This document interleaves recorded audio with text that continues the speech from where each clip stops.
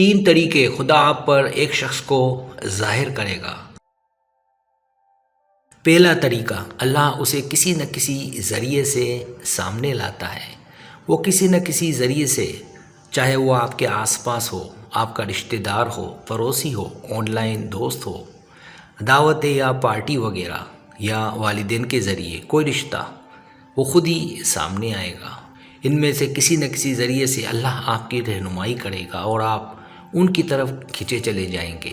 اللہ ہمارے دلوں کو توڑنا نہیں چاہتا، لہٰذا وہ کسی نہ کسی ذریعے سے، جیسا کہ بتایا، اسے ہمارے سامنے لاتا ہے تاکہ ہم ہمارے رشتے کے لیے آگے بڑھیں۔ دوسرا طریقہ، اللہ آپ کو نشانات بھیجے گا اور پھر اس کی طرف اشارہ کرے گا۔ اللہ آپ کو یا تو آپ کو کسی چیز کی یاد دلائے گا یا کسی شخص کو آپ کے سامنے رکھ کر آپ کو دکھائے گا کہ وہ وہی ہے۔ مثال کے طور پر اگر وہ آپ کو کسی سے ملنے کے لیے لے جاتا ہے اور آپ کا دل انہیں دیکھ کر تیزی سے دھڑکتا ہے تو یہ ایک نشانی ہے۔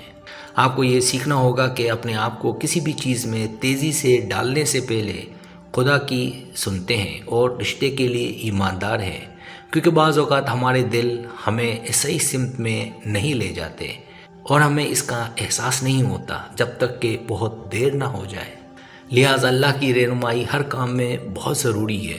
ہماری روح ہمیں یہ جاننے میں ہماری مدد کرتی ہے کہ خدا کی نظر میں کیا صحیح ہے۔ لہٰذا کسی بھی کام میں جلد بازی نہ کریں بلکہ اللہ کے فیصلے کا انتظار کریں، کیونکہ وہ آپ کو فوری طور پر کوئی نشانی نہیں بھیجے گا۔